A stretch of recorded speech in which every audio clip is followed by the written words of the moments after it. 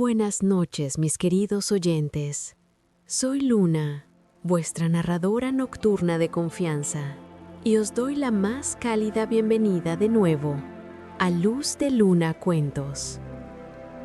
Esta noche nos aventuramos por los pasillos encantados de la España medieval, ese reino donde la piedra y la leyenda se entrelazan de manera tan inseparable que uno nunca sabe dónde termina la historia real y dónde comienza el susurro de los fantasmas. Siempre me ha fascinado profundamente la relación entre la historia y el misterio. Saben, cualquiera puede contar hechos, fechas, nombres, batallas. Pero hay algo verdaderamente mágico en esa intersección donde los documentos históricos encuentran las leyendas olvidadas, donde los archivos polvorientos guardan secretos que generaciones de contadores de historias han tejido en sus narrativas. España, más que cualquier otro lugar que conozco, es un país donde esto sucede constantemente. Sus castillos no son simplemente estructuras de piedra y mortero, son guardianes de misterios, testigos mudos de intrigas políticas, traiciones, amores prohibidos.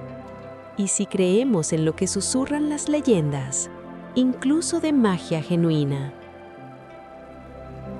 Lo que encuentro particularmente cautivador de estas historias es cómo reflejan la complejidad del alma humana. En cada castillo habitan tanto la gloria como la sombra, tanto el triunfo como la tragedia. Son espacios donde podemos explorar las preguntas eternas. ¿Qué nos impulsa a buscar poder? ¿Cómo los secretos nos consumen? ¿Existe realmente la magia? ¿O es simplemente la poesía de lo inexplicable? Esta noche, queridos amigos, nos sumergiremos en un mundo donde la historia y la magia son inseparables. Castillos mágicos de España. El misterio de las fortalezas encantadas. Una exploración de historia, leyenda y los secretos que guardan las piedras antiguas. Había una vez, en el corazón de la península ibérica, un reino donde los castillos se alzaban como guardianes silenciosos de siglos de gloria, traición y magia inexplicable.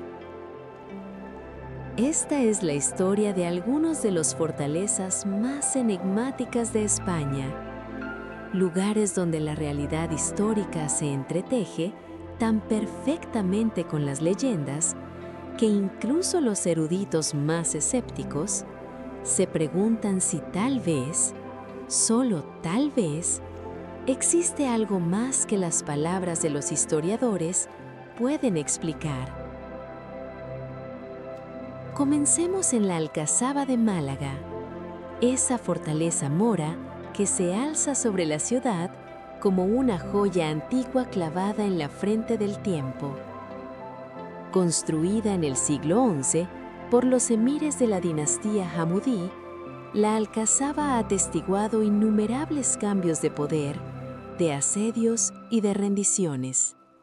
Pero si camináis por sus pasillos de noche, especialmente durante las noches de luna llena, los guardias de la fortaleza hablan en susurros de algo más que historia militar. Las leyendas locales cuentan que en lo más profundo de la Alcazaba, en las cámaras subterráneas que pocos han explorado completamente, existe una biblioteca perdida. No una biblioteca ordinaria, sino un archivo de conocimiento arcano donde los sabios moros guardaban textos de alquimia, astrología y prácticas que la Iglesia medieval habría considerado herejía. Se dice que los responsables de estas cámaras utilizaban técnicas de preservación tan avanzadas que los pergaminos de hace 1000 años permanecen en perfecta condición, como si acabaran de ser escritos. ¿Cómo era posible tal preservación en la época medieval?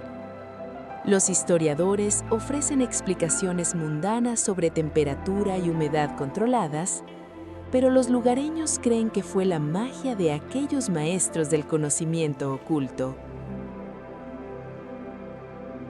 En los documentos que han sobrevivido, encontramos referencias a un espejo de cristal que supuestamente fue guardado en la alcazaba.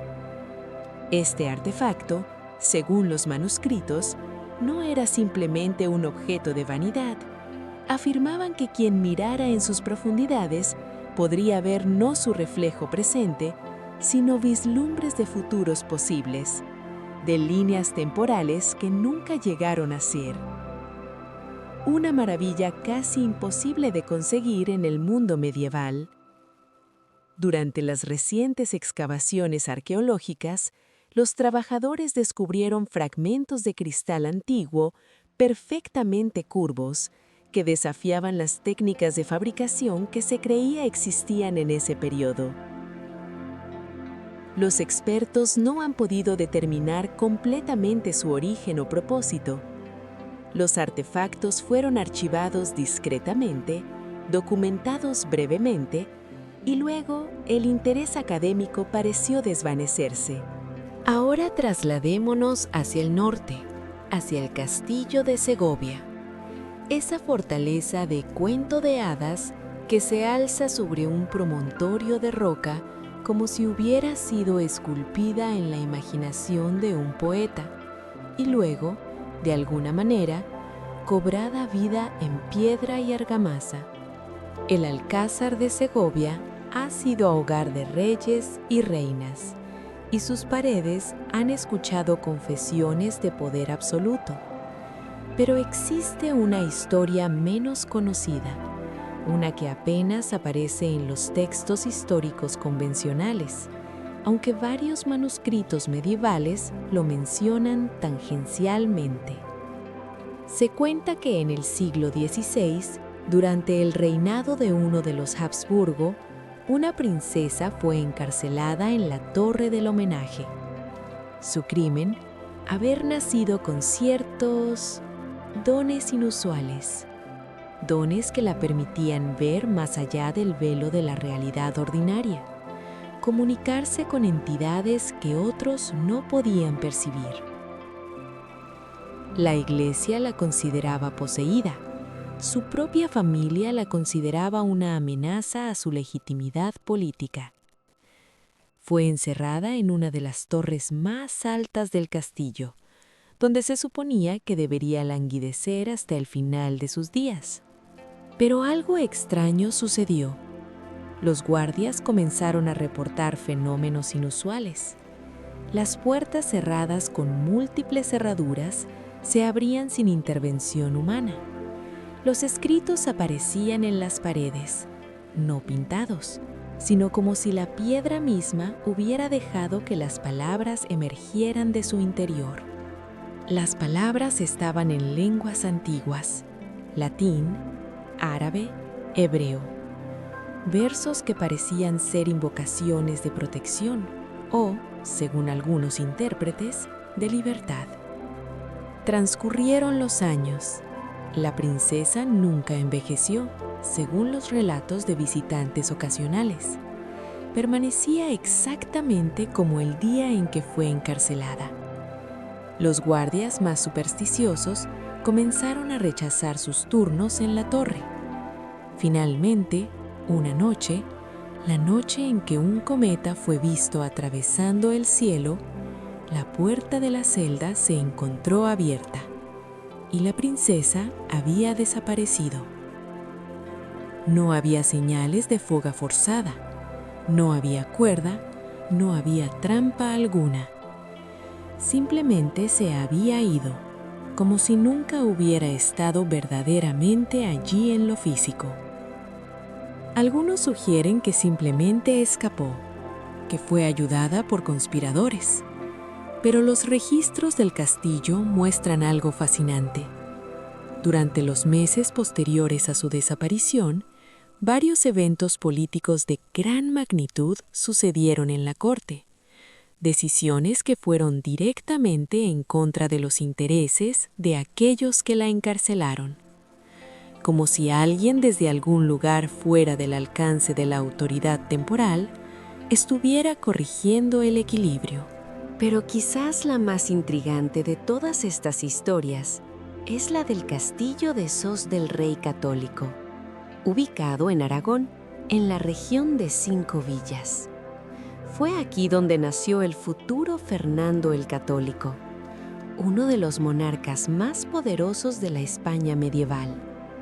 Pero el castillo guarda un secreto que está documentado en varios manuscritos que permanecen en archivos privados españoles. Demasiado peculiares para ser completamente ignorados, pero demasiado extraños para ser aceptados en la narrativa histórica oficial. Dentro del castillo existe una cámara. Todavía existe, aunque ha sido sellada en tiempos modernos, que fue conocida como la Sala de los Espejos. No porque contenga espejos ordinarios, sino porque sus paredes fueron revestidas con paneles de un metal desconocido que reflejaba la luz de una manera imposible. Los visitantes medievales describen que cuando entrabas en esta sala, experimentabas una sensación de desorientación peculiar. No era desagradable, sino más bien como si estuviera siendo observado, escaneado, como si la sala misma pudiera examinar tu alma. Los registros del castillo indican que esta sala fue construida por orden de una de las consortes reales, una mujer de origen misterioso cuya genealogía nunca fue completamente clara. Los documentos que podrían haber revelado su origen fueron destruidos en un incendio accidental poco después de su muerte. Pero lo que sabemos es que ella tenía considerable influencia sobre las decisiones políticas de la corte, influencia que parecía desproporcionada para alguien de su posición nominal. Se rumorea que esta mujer practicaba una forma antigua de magia, no la clase de hechicería que la Inquisición perseguía, sino algo mucho más sutil y sofisticado. Una magia basada en el conocimiento de los patrones ocultos de la realidad, en la capacidad de influir en los eventos a través de la comprensión de fuerzas que la mayoría de la humanidad no puede percibir. La Sala de los Espejos era, según algunos estudiosos esotéricos modernos, una herramienta para este fin. Un lugar donde el velo entre lo visible y lo invisible era suficientemente delgado para permitir cierto tipo de comunión. Cuando fueron finalmente permitidas excavaciones arqueológicas modernas en la sala, después de que los sellos fueron ceremonialmente removidos, los investigadores encontraron algo desconcertante. Las paredes mostraban patrones geométricos de una complejidad extraordinaria. No eran decoración, parecían ser diagramas de algo. Los especialistas en geometría sagrada reconocieron en ellos símbolos que aparecen en textos ocultistas que datan de tradiciones que supuestamente no existieron hasta siglos después de que la sala fue construida. ¿Cómo explicar esto? ¿Fue coincidencia que los símbolos antiguos compartieran patrones universales? ¿O acaso existe una corriente de conocimiento subterránea que ha fluido a través de los siglos, guardada por personas que entendían cosas que hemos olvidado? Y luego está el castillo de Coca, en Segovia, una fortaleza mudéjar del siglo XV, famosa por su arquitectura defensiva innovadora y su ladrillo decorativo, hermoso, estratégico, bien documentado, excepto por una cosa: existe un pasadizo secreto que fue construido con una precisión imposible. Los historiadores de arquitectura han admitido libremente que desconocen cómo fue construido. No hay marcas de herramientas, no hay evidencia de los métodos utilizados. El pasadizo simplemente existe, perfecto en su ejecución, como si hubiera sido simplemente conjurado de la roca. Los trabajadores modernos que han intentado mantenerlo han reportado algo peculiar. El pasadizo es más largo en el interior de lo que debería ser posible dado las dimensiones externas del castillo. Los topógrafos han verificado esto múltiples veces. Las medidas no coinciden. Es como si el espacio interior operara bajo diferentes leyes de geometría que el exterior. Reflexión y conclusión. Y así, mis queridos oyentes, nos encontramos con estas fortalezas de España, castillos que son, simultáneamente, completamente reales y profundamente misteriosos. Los historiadores nos ofrecen una narrativa de construcción y política medieval. Las leyendas nos susurran historias de magia, conocimiento oculto y fuerzas que desafían nuestra comprensión convencional de la realidad. ¿Cuál es la verdad? Quizás ambas cosas sean verdaderas. Quizás la historia y la magia no sean opuestos, sino simplemente diferentes lentes a través de los cuales percibimos la misma realidad compleja. Lo que sí sabemos es esto: estos castillos permanecen, sus piedras siguen en pie, y en las noches tranquilas, cuando el viento sopla correctamente y la luna está llena, si escucháis atentamente, podríais jurar que escuchan voces en los pasillos, voces contando historias que la historia oficial nunca registró.